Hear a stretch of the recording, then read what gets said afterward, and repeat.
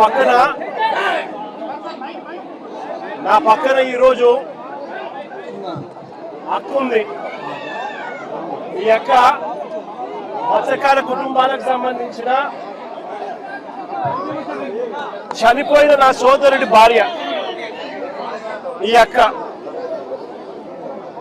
చిన్న మత్స్యకార కుటుంబానికి చెందిన ఒక బాధిత కుటుంబ సభ్యుడు మృత్యుతో పోరాటం చేసి 7 మంది కలిసి వేటకు వెళ్తే పట్టించుకునే నాతుడు లేక బోటు క్యాప్సైజ్ అవుతే 20 గంటల పై చిలుకు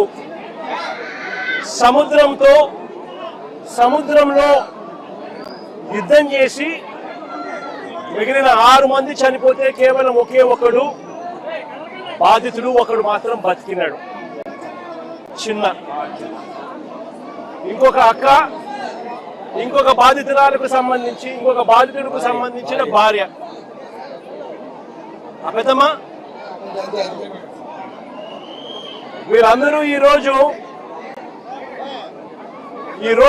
వీళ్ళందరూ కూడా ఈరోజు ఎందుకు మీడియా ముందర నిలబడ్డారు, ఎందుకు వీళ్ళందరూ కూడా జరిగిన అన్యాయానికి గొంతు విప్పి మీడియా ద్వారా వాళ్ళ బాధను తెలియజేసే కార్యక్రమం ఎందుకు చేస్తా ఉన్నారు అన్నది మానవతా దృక్పథంతో ప్రతి ఒక్కరూ కూడా ఆలోచన చేయాలి. నేను అడుగుతా ఉన్నాను, ఇదే ప్రభుత్వం జరిగిన ఘటనను ఒకసారి చూస్తే,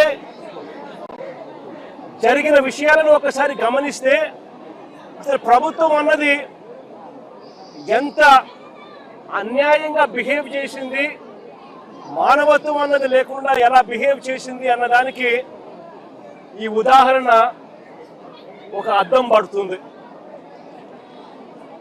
జూలై 1వ తారీఖున చిన్న తనతో పాటు మరో 6 మంది, అంతే మొత్తం 7 మంది కలిసి వేటకు బయలుదేరినారు తన బోట్లో.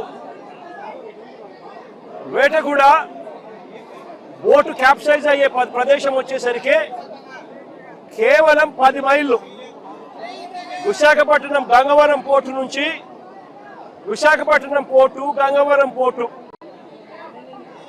ఇక్కడ నుంచి కేవలం 10 మైళ్ళ దూరంలోనే ఈ క్యాప్సైజ్ జరిగింది, ఈ బోటు ఘటన జరిగింది. 2 గంటల జూలై 1వ తారీఖున తాను వేటకు పోయి జూలై 4వ తారీఖున అంటే 3 రోజుల తర్వాత జూలై 4వ తారీఖున చిన్న తాను ఫోన్ చేసి 2 గంటల 31 నిమిషాలకు, ఇది తన కాల్ డేటా, తన ఫోన్ నుంచి తాను ఎవరికి ఫోన్ చేశాడు అని చెప్తా ఉన్న కాల్ డేటా, తన ఫోన్ కాల్ డేటా తన మేనల్లుడు గురునాథకు జూలై 4వ తారీఖున 2 గంటల 31 నిమిషాలకు తాను ఫోన్ చేసి మరో గంటలో ఇంటికి వస్తున్నాను అని తాను చెప్పాడు. అంటే వేట అయిపోయింది, దేవుడి దయతో చేపలు కూడా పుష్కలంగానే పడ్డాయి, మరో గంటలో నేను ఇంటికి చేరుకుంటాను అని చెప్పి తన మేనల్లుడికి ఫోన్ చేశాడు. దురదృష్టవశాత్తు తాను ఫోన్ చేసిన కొద్దిసేపటికే తీవ్రమైన అలలతో బోటు క్యాప్సైజ్ అయింది, బోటు మునిగింది. బోటు మునిగితే వీళ్ళంతా కూడా అక్కడ టెలిఫోన్లు అక్కడికి సముద్రంలోకి పడిపోవడం, నీళ్ళలోకి అవి నీళ్ళమయం కావడం, వీళ్ళంతా బోటు పైకి ఎక్కడం, బోటు మీద వీళ్ళ హృదయ విదారమైన గాథ అక్కడ స్టార్ట్. పట్టించుకునేవాడు లేడు, ఎవరూ లేరు. 10 మైళ్ళు ఈత కొడితే తప్పనిచ్చి పోటుకు రారు. బోటు ఒకవైపును చూస్తే గంటకు మునిగిపోతా ఉంది. అలాంటి పరిస్థితిలో ఘటన జరిగిన వెంటనే బోటు కింద భాగంలో ఉన్న ఒక మనిషి చనిపోవడం జరిగింది. మిగిలిన 6 మంది అక్కడి నుంచి ఈత కొట్టడం మొదలుపెట్టారు. అది వాళ్ళ పరిస్థితి ఆ మాదిరిగా ఉంటే 2:31 గంటలో ఇంటికి వస్తానని చెప్పిన తాను గంట అయిపోయినా 2 గంటలు అయిపోయినా 3 గంటలు అయిపోయినా ఇంటికి రాకపోయేసరికి గురునాథ్ మళ్ళా తిరిగి ఫోన్లు చేయడం మొదలుపెట్టాడు వీళ్ళ మేనల్లుడు. కానీ ఆ పక్క నుంచి ఫోన్లకు సిగ్నల్ లేదు, ఫోన్ రిసీవ్ చేసుకునే పరిస్థితి లేదు. అలాంటి పరిస్థితుల్లో వాళ్ళు మనిషి బతుకున్నాడా లేదా కూడా అర్థం కాని పరిస్థితుల్లోకి వాళ్ళు వెళ్ళిపోయి రకరకాల అధికారులకు కంప్లైంట్ చేయడం మొదలుపెట్టారు. రాత్రి 10:30 గంటలకు రాత్రి 7 గంటలకు ఫిషరీస్ డిపార్ట్మెంట్ అధికారులకు కలిసి విన్నవించినారు. 7 గంటల సమయంలో ఫిషరీస్ డిపార్ట్మెంట్ అధికారులు ఎవరు కూడా స్పందించని పరిస్థితి అక్కడ కనపడేసరికి రాత్రి 10:30 గంటకు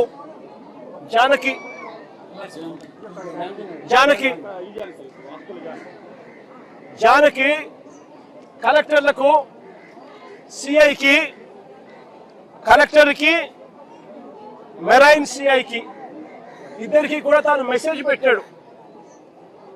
రాత్రి 10:30 గంటకి పెట్టిన మెసేజ్ ఇది, జానకి పెట్టిన message. This is Janaki Vasupalli, so and so, 8 members of fishermen missed along with fishing boat. Request to please pursue the search operation near Gangavaram coast. Specific coordinates తో సహా గంగవరం ప్రాంతం నుంచి గంగవరం కోస్ట్ దగ్గర ఘటన జరిగింది అని చెప్పి సమాచారం ఉన్న నేపథ్యంలో గురునాథ్ దగ్గర నుంచి ఇన్ఫర్మేషన్, కుటుంబ సభ్యుల దగ్గర నుంచి ఇన్ఫర్మేషన్, ఇవన్నీ క్రోడీకరించి కలెక్టర్కు, సిఐకి, మెరైన్ సిఐకు తాను పెట్టిన మెసేజ్లు. ఇది మెరైన్ సిఐ సేమ్ అదే మెసేజ్ మళ్ళా పెట్టాడు, కలెక్టర్ కాకుండా మెరైన్ సిఐకి. Request for coast guard search operation, families worried, kindly help sir. ఇవన్నీ మెసేజ్లు పెట్టిన తర్వాత మనం ఏమైనా కూడా ఏం ఎక్స్పెక్ట్ చేస్తాము? విశాఖపట్నం ఇక్కడే ఉంది. విశాఖపట్నం ఇక్కడే ఉంది అని అంటే దాని అర్థం ఏంది? Visakhapatnam eastern naval command head quarters. Visakhapatnam eastern naval command head quarters అంటే ఇక్కడే విశాఖపట్నంలో నేవీ ఉంది, విశాఖపట్నంలో కోస్ట్ గార్డ్ ఉన్నారు, విశాఖపట్నంలో హెలికాప్టర్లు ఉన్నాయి, విశాఖపట్నంలో కలెక్టర్లు ఉన్నారు, విశాఖపట్నంలో కమిషనర్లు ఉన్నారు, పోలీస్ కమిషనర్లు కూడా ఉన్నారు. ఇంతమంది ఇక్కడే ఉండి కేవలం 10 మైళ్ళు సముద్రం లేకపోతే గంట కూడా పట్టదు. ఆ గంటలోనే వీళ్ళని కాపాడుకునే పరిస్థితి వచ్చేది. చిన్న ఈత కొడుతూ చిన్న పరిస్థితి ఏమిటి అనంటే కనీసం తెల్లవారుజామున 5 గంటలకు తెల్లవారుజామున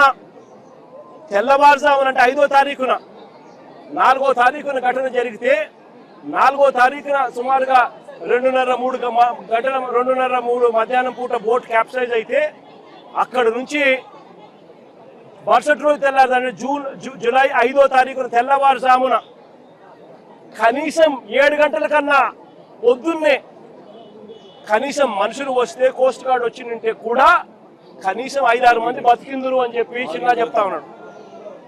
కనీసం అంటే 5-6 మంది బతికిందురు అని చెప్తా ఉన్నాడు చిన్న. అంటే ఎవరు రాలా.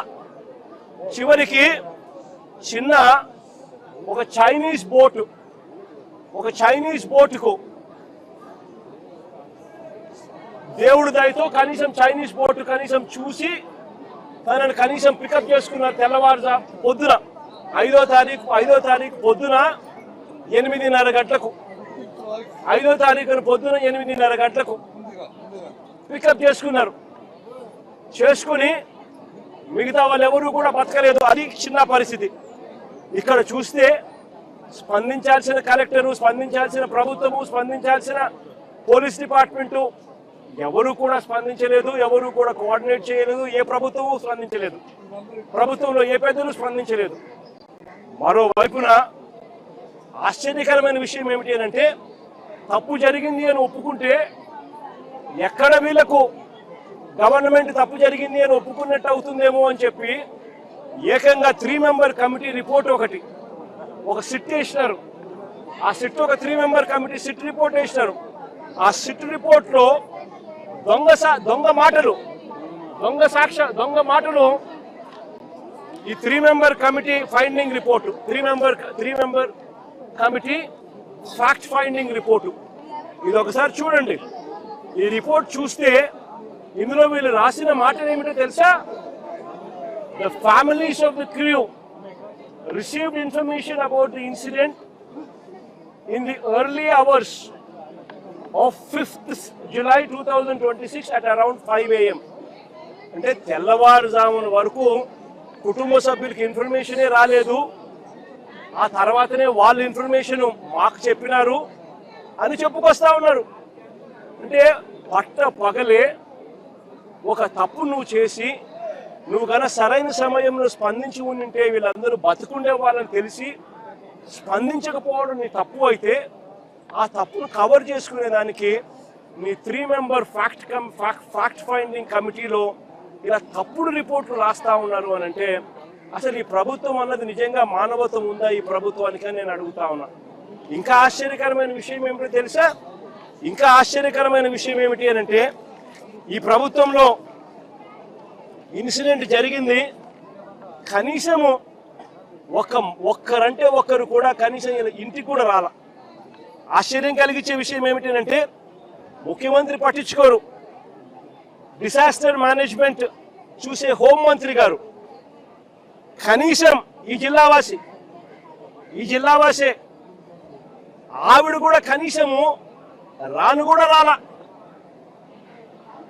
ఇదే ఉత్తరాంధ్రకు సంబంధించిన మంత్రి, ఫిషరీస్ డిపార్ట్మెంట్ మంత్రి అచ్చెన్నాయుడు, ఫిషరీస్ డిపార్ట్మెంట్ కి సంబంధించిన మంత్రి, ఇదే ఉత్తరాంధ్రకు సంబంధించిన మంత్రి, కనీసము ఆయన కనీసం ఇంటికి కూడా రాలా, కనీసం వీళ్ళ ఇంటికి కూడా రాలా.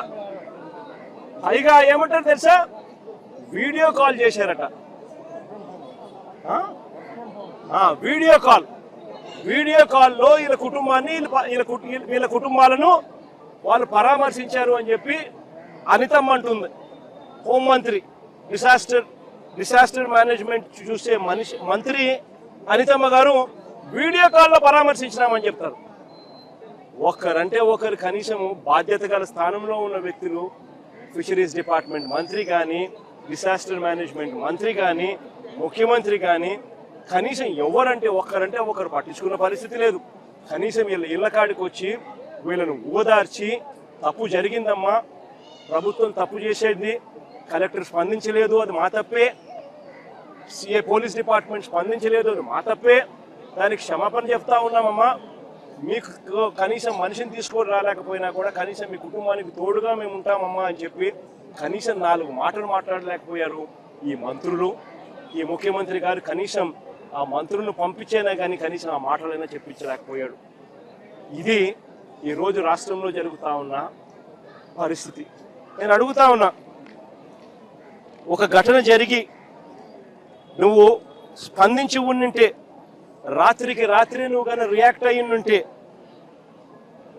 కనీసం 5-6 మంది కనీసం బతుకుంటారు అని చెప్పి తెలిసి ఉన్నా కూడా ఆశ్చర్యం కలిగించే విషయంగా ఇక్కడ నుంచి కేవలం 10 కిలోమీటర్, ఇక్కడ నుంచి 10 మైళ్ళ దూరంలోనే ఘటన జరిగింది అన్న సంగతి తేటతెల్లంగా తెలుస్తా ఉన్నా కూడా అందరూ ఇక్కడే ఉన్న, సమాచారం పూర్తిగా తెలిసి ఉన్న,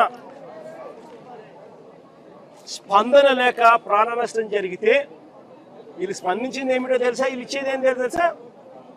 ముస్టేసినట్టు ఎక్స్గ్రేషియా కింద 10 లక్షల రూపాయలు, 5 లక్షల రూపాయలు మేము ఇచ్చినాము అని చెప్పి సంకలు గుద్దుకుంటా ఉన్నారు. అసలు ఇదే 10 లక్షల రూపాయలు చంద్రబాబు నాయుడు గవర్నమెంట్లో అధికారంలో ఉన్నప్పుడు ఇంతకుముందు ఎవరైనా మత్స్యకారులు చనిపోతే ఎక్స్గ్రేషియా కింద కేవలం 5 లక్షలు మాత్రమే ఇచ్చేవాళ్ళు. అట్లాంటిది వైఎస్ఆర్సీపీ అంటే మా ప్రభుత్వం వచ్చిన తర్వాత 5 లక్షలు 10 లక్షలు మేము పెంచినాం. అంటే ఎవరు చనిపోయినా కూడా, వేటకు వెళ్ళి ఎవరు చనిపోయినా కూడా ఆ మత్స్యకారుల కుటుంబం ఆవేదనకు లోనవుతుంది. వాళ్ళ కుటుంబాన్ని చూసుకునేవాడు ఎవడు ఉండడు. ఆ కుటుంబానికి అండగా ఉండాలని చెప్పి మానవతా దృక్పథంతో ఆ రోజు మా ప్రభుత్వం అంటే వైఎస్ఆర్సీపీ ప్రభుత్వ హయాంలో 5 లక్షలు 10 లక్షలు పెంచింది.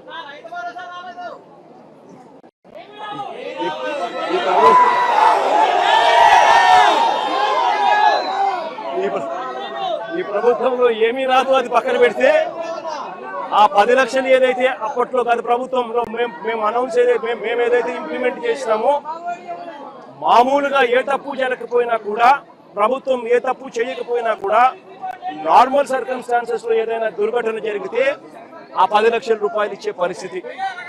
అలాంటిది ఇంత ప్రభుత్వం తప్పు జరిగినప్పుడు, ప్రభుత్వమే దీనికి బాధ్యత వహించాల్సిన పరిస్థితి ఉన్నప్పుడు కేవలము ఆ 10 లక్షల్లోనే 5 లక్షలు ఇచ్చి చేతులు దులుపుకుంటాము అని అంటే ఇది కరెక్టేనా, న్యాయమేనా, ధర్మమేనా అని అడుగుతా ఉన్నా. మరొకసారి ఈ ప్రభుత్వం ఇలాంటి తప్పులు ఎవరు చేయకుండా ఉండాలి అని అంటే కలెక్టర్లు కానీ, పోలీస్ డిపార్ట్మెంట్ కానీ ఒక కంప్లైంట్ కానీ చేతికి వస్తే, మనుషులు చనిపోతా ఉన్నారు, వెంటనే ఆదుకోవాలి అని చెప్పి ఎవరైనా కంప్లైంట్ చేస్తే స్పందించే తీరును మెరుగుపరచాలి అని అంటే ప్రభుత్వం అన్నది ఒక షాక్ తగిలితే తప్పనిచ్చి, ఆ అధికారులకు ఒక షాక్ తగిలితే తప్పనిచ్చి స్పందన అనేది రాదు. కాబట్టి ఖచ్చితంగా చెప్తా ఉన్నాం, ఈ చనిపోయిన 6 కుటుంబాలకు ప్రతి కుటుంబానికి ₹1 కోటి కాంపెన్సేషన్ ఖచ్చితంగా.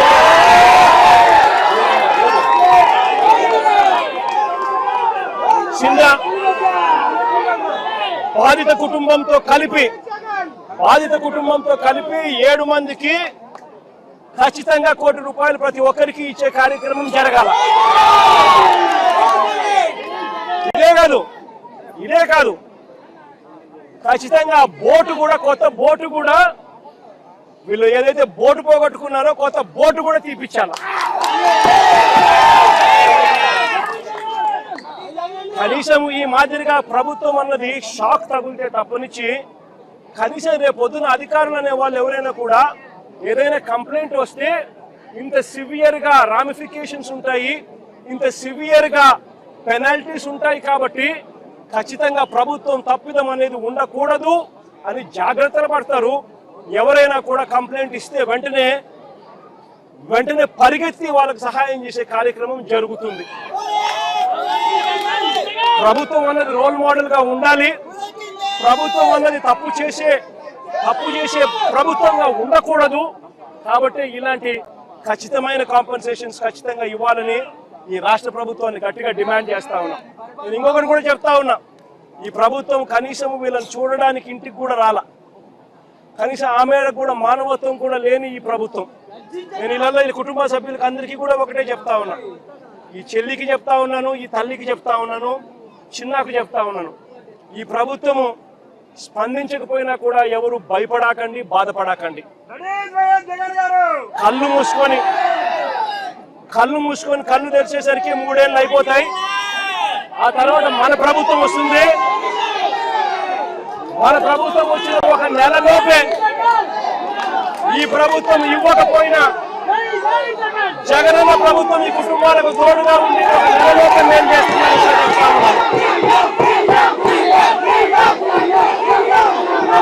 నాది బాధ్యత, ఖచ్చితంగా చేపిస్తానని చేయిస్తాము.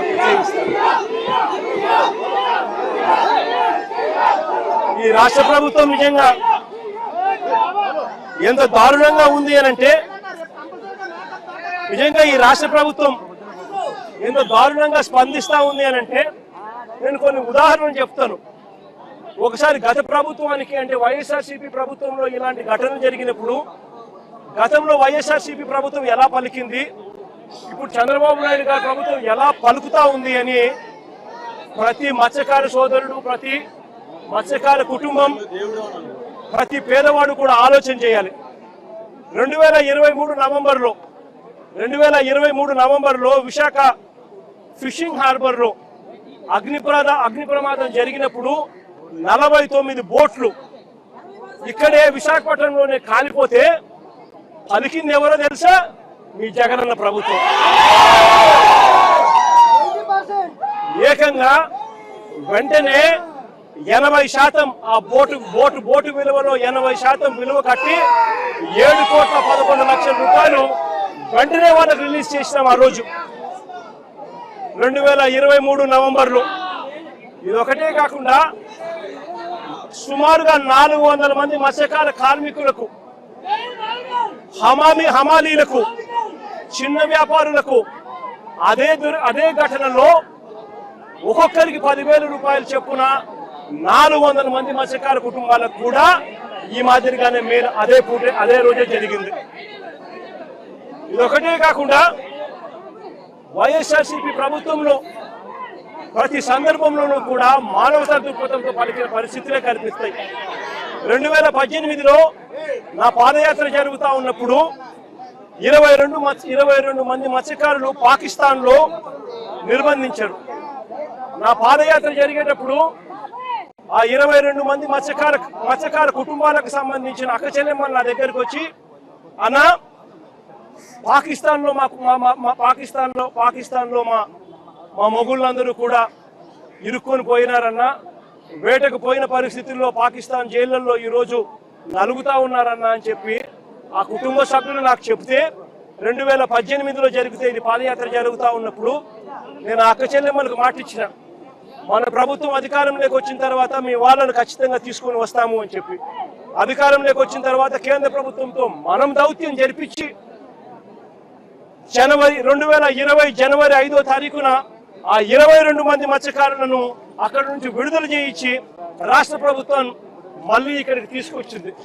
తీసుకురావడమే కాకుండా వాళ్ళ ప్రతి కుటుంబానికి కూడా ఒక 5 లక్షల రూపాయలు ప్రతి ఒక్కరికి చేతిలో పెట్టి మరి వాళ్ళకు జీవనాధారం కూడా చూపించింది ఆ రోజు వైఎస్ఆర్సీపీ ప్రభుత్వం. అప్పట్లో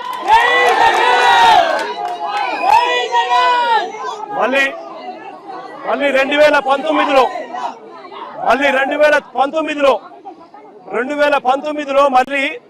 మత్స్యకారులను 9 మంది మత్స్యకారులను బంగ్లాదేశ్ లో వేటకు వెళ్లి బంగ్లాదేశ్ లో వాళ్ళందరూ కూడా నిర్బంధానికి లోనవుతే ఆ 9 మందిని కూడా సురక్షితంగా అప్పట్లో మళ్ళా కేంద్ర ప్రభుత్వంతో దౌత్యం చేసి సురక్షితంగా బంగ్లాదేశ్ నుంచి కూడా మళ్ళా అప్పట్లో తీసుకొచ్చింది కూడా వైఎస్ఆర్సీపీ ప్రభుత్వమే. ఇది ఒకటే కాదు, ఇలాంటివన్నిటికీ కూడా పర్మనెంట్ గా ఫుల్ స్టాప్ పెట్టాలని, నిజంగా మత్స్యకారులు ఎక్కడికెక్కడికో వెళ్ళి బంగ్లాదేశ్ పాకిస్తాన్లకు వెళ్ళి అక్కడ వాళ్ళు నిర్బంధానికి లోను కాకూడదు అని చెప్పి పర్మనెంట్ గా ఫుల్ స్టాప్ పెట్టాలి అని చెప్పి దీనికి ఇంతకు ముందు ఎప్పుడు జరగని విధంగా మత్స్యకారుల కోసమే ఏకంగా 10 ఫిషింగ్ హార్బర్లు రాష్ట్ర ప్రభుత్వంలో కట్టడం మొదలుపెట్టాం. మన రాష్ట్రంలో జరిగింది మొట్టమొదటిసారిగా.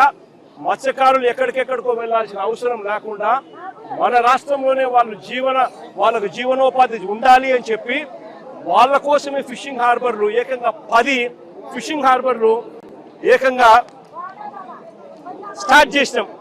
జువలదిన్న నెల్లూరు జిల్లాలో, నిజాంపట్నం గుంటూరు జిల్లాలో, మచిలీపట్నం కృష్ణా జిల్లాలో, ఉప్పాడ తూర్పుగోదావరి జిల్లాలో, బూడగట్లపాలెం శ్రీకాకుళం జిల్లాలో, పూడిమడక అనకాపల్లి జిల్లాలో, కొత్తపట్నం ప్రకాశం జిల్లాలో, ఓడరేవు ప్రకాశం జిల్లాలో, బియ్యపుతిప్ప పశ్చిమ గోదావరి జిల్లాలో, మంచినీళ్లపేట శ్రీకాకుళం జిల్లాలో ఏకంగా ఈ 10 ఫిషింగ్ హార్బర్లకు శ్రీకారం చుట్టాము.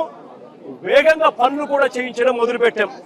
ఇవి కాక మరో 6 ఫిష్ ల్యాండింగ్ సెంటర్లు కూడా చింతపల్లి, భీమిలి, రాజయ్యపేట, దొండవాక, ఉప్పల్లంక, రాయదరువులో కూడా ఫిష్ ల్యాండింగ్ సెంటర్లను కూడా పనులు చేయించే కార్యక్రమానికి శ్రీకారం చుట్టాం. నేను ఒకటే చెప్తా ఉన్నా, ఎందుకు ఇవన్నీ కూడా చేశాము అని అంటే ఒక మానవత్వంతో చేశాం. మన వాళ్ళు ఎక్కడికెక్కడికో వెళ్ళి ఇరుకులు పడాల్సిన అవసరం లేకుండా మన వాళ్ళకి ఇక్కడే మన వాళ్ళకి ఫిషింగ్ హార్బర్లు ఉండాలి. మన వాళ్ళకి ఇక్కడే ప్రభుత్వం సబ్సిడీతో బోట్లు కొనుగోలు చేసి వాళ్ళకి ఇప్పించే కార్యక్రమం జరగాలి. మన ప్రభుత్వం కానీ వైఎస్ఆర్సీపీ ప్రభుత్వం కానీ తిరిగి వచ్చిందంటే ఈ 10 ఫిషింగ్ హార్బర్లలోనూ కూడా ఒక్కొక్క ఫిషింగ్ హార్బర్లలో కనీసం అంటే 10,000 బోట్లు కనీసంగా తిరుగుతూ ఆ 10,000 బోట్లకు సంబంధించి ఒక్కొక్క బోటుకు 7-8 మంది ఓనర్లను చేస్తూ కనీసం ఈ 70-80 వేల మందిని ఒక్కొక్క చోట వీళ్ళందరికీ కూడా జీవనోపాధి చూపిస్తూ ఏకంగా 50% గ్రాంట్ స్టేట్ గవర్నమెంట్ ఇస్తూ లోన్ మరో 50% లోన్ ఇప్పిస్తూ వీళ్ళందరికీ కూడా మంచి చేసి వీళ్ళ కాళ్ళ మీద వీళ్ళు నిలబెట్టే గొప్ప అడుగు పడి ఉండేది. రాష్ట్ర ప్రభుత్వం నిజంగా మారింది. ఈరోజు జరుగుతూ ఉన్నది ఏంటంటే ఫిషింగ్ హార్బర్లు మనం ఎవరైతే మత్స్యకారుల కోసం మనం కట్టించాలని మనం అనుకుంటే ఆ ఫిషింగ్ హార్బర్లు ఇవాళ స్కాములు చేస్తూ అమ్ముతున్నారు. జువెల్దిన్న ఫిషింగ్ హార్బర్ చేపల కోసం పోయే మత్స్యకారులకు బోట్లు కొనిచ్చి ఆ బోట్లను పార్కింగ్ చేసే దానికోసం ఆ హార్బర్ను వాడాల్సిన చోట ప్రైవేటుకు చంద్రబాబు నాయుడు స్కాములు చేస్తూ అమ్ముతా ఉన్నాడు. నిజంగా ప్రతి మత్స్యకారు సోదరులు కూడా ఆలోచన చేయాల్సిన అవసరం వచ్చింది. రాష్ట్రంలో ఉన్న ప్రతి పేదవాడు కూడా ఆలోచన చేయాల్సిన పరిస్థితి కూడా ఉంది. నిజంగా ఎంత దారుణంగా ఉంది ప్రభుత్వం అంటే మన ప్రభుత్వంలో మంత్రి సిదిరి అప్పలరాజు మత్స్యకార మంత్రి మన ప్రభుత్వంలో ఈరోజు మత్స్యకారులను చంద్రబాబు నాయుడు ప్రభుత్వం ఎంత దారుణంగా హింసిస్తూ ఉంది అంటే చిన్న ఎగ్జాంపుల్ ఆ సిదిరి అప్పలరాజు కథ వింటే. సిదిరి అప్పలరాజు కొడుకు 18 ఏళ్ల పిల్లోడు. సిదిరి అప్పలరాజు డాక్టర్, పలాస ఎమ్మెల్యే, మంత్రి, ఫిషింగ్ మంత్రి మన ప్రభుత్వంలో. సిదిరి అప్పలరాజు కొడుకు 18 ఏళ్ల పిల్లోడు బైక్ తోలుతా ఉండి కర్మవశాత్తు బైక్ తోలుతా ఉండి ఎవరిలో గుద్ది బైక్ తోలుతా ఉండి ఒక మనిషి చనిపోయాడు. యాక్సిడెంట్లు అవుతూ ఉంటాయి. చేసింది నేను కరెక్ట్ అని నేను చెప్పను. బట్ ఆ పిల్లోడు 18 ఏళ్ల పిల్లోడు బైక్ తోలుతా ఉండి ఆ పిల్లోడికి ఏం తెలుస్తుంది? ఒక్కొక్కసారి జరుగుతాయి. జరిగినప్పుడు నువ్వేం చేస్తా ఉన్నావు? ప్రభుత్వం ఏం చేసిందో తెలుసా? ఆ సిదిరి అప్పలరాజు కొడుకును మర్డర్ కేసులో హోమిసైడ్ సెక్షన్ పెట్టి ఇరికించాలని ప్రయత్నం చేసింది. నిజంగా ఈ ప్రభుత్వం మానవత్వం ఉందా అని అడుగుతా ఉన్నా. చివరికి జడ్జి తప్పులు బట్టి ఏం సెక్షన్ పెడతానారయ్యా మీరు? 18 ఏళ్ల పిల్లోడి మీద మర్డర్ కేసు ఏంది పెట్టడము? అరే యాక్సిడెంట్ అయ్యింది, తప్పు జరిగింది అని మర్డర్ కేసు పెట్టడం ఏందయ్యా అని చెప్పి జడ్జు తిట్టి సెక్షన్ మార్పించింది. అంటే ఎంత దారుణంగా జరుగుతూ ఉందని ఆలోచన చేయమని అడుగుతా ఉన్నా. జువెల్దిన్నెలో మత్స్యకారులకు ఇబ్బంది కలుగుతా ఉన్న పరిస్థితుల్లో తమిళనాడు నుంచి తమిళనాడులో బోట్లు వచ్చి మన మత్స్యకారులకు ఇబ్బంది పడతా ఉంటే ఆ బోటును మన మత్స్యకారులు పట్టుకొని పోలీస్ స్టేషన్కి అప్పచెప్తే ఇడిపించింది ఎవరో తెలుసా? తెలుగుదేశం పార్టీకి సంబంధించిన వీళ్ళే. లోకేష్ గారు అక్కడికి పోతారు నెల్లూరు జిల్లాకు. లోకేష్ పోయిన మరుసటి రోజు బోటు రిలీజ్.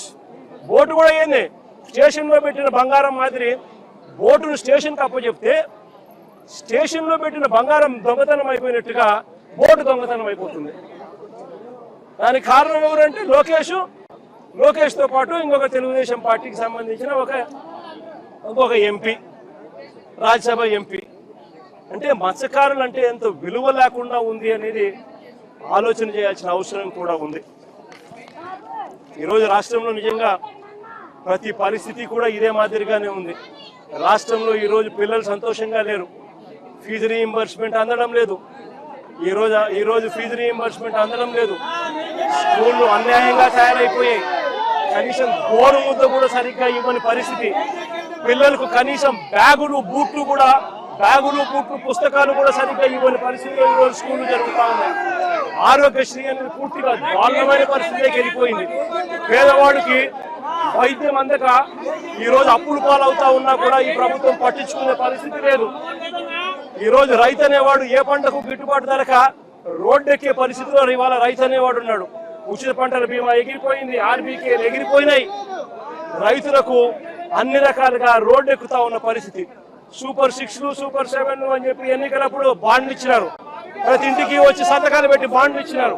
బాండ్లు ఇచ్చి సూపర్ 6లు సూపర్ 7లు ఈరోజు మోసాలుగా మార్చి రాష్ట్ర ప్రజల జీవితాలతో చెలగాటలాడుతూ ఉన్నాడు ఇదే పెద్ద మనిషి చంద్రబాబు నాయుడు.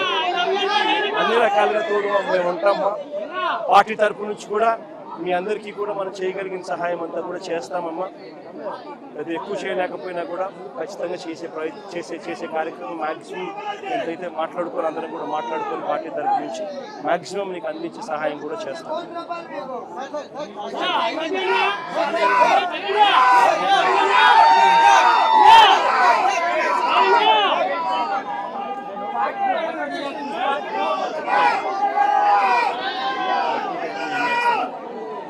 చేస్తాం మాట్లాడుకోవచ్చు తప్పకుండా చెప్తాం.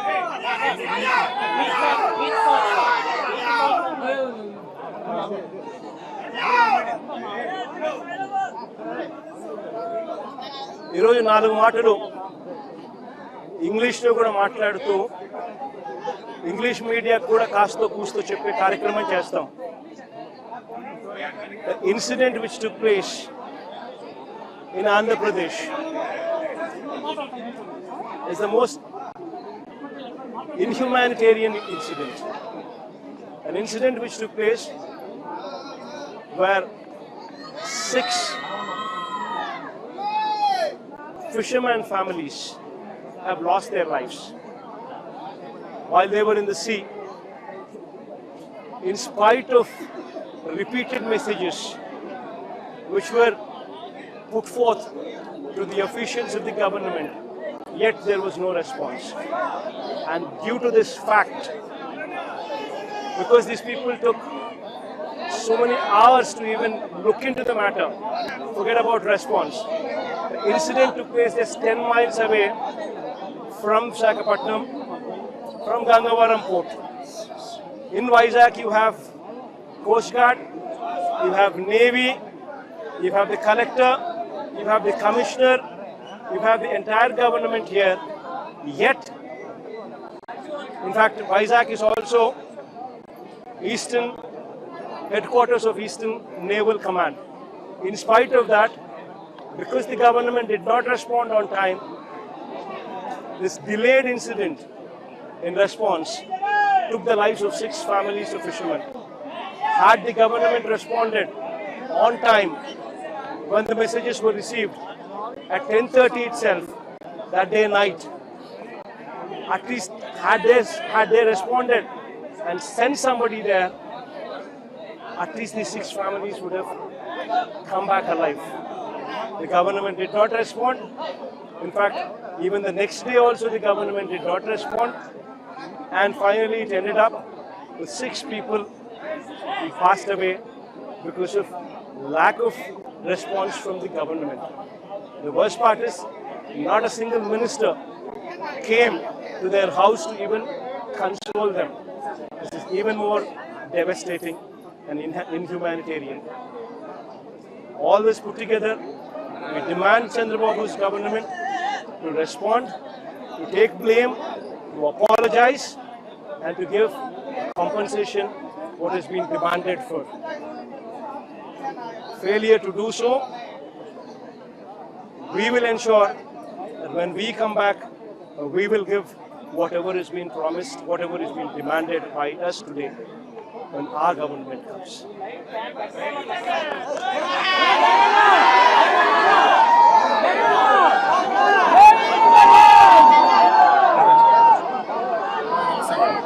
పార్టీ తరఫు నుంచి కేకే కోఆర్డినేట్ చేసుకుని అందరం మాట్లాడుకుని నేనెంత ఇవ్వగలుగుతాను, పార్టీలో మిగతా వాళ్ళంతా ఇవ్వగలుగుతారు అని చెప్పి ఒకసారి లెక్క కట్టి మాక్సిమం చేసేదానికి ప్రయత్నం చేస్తాం.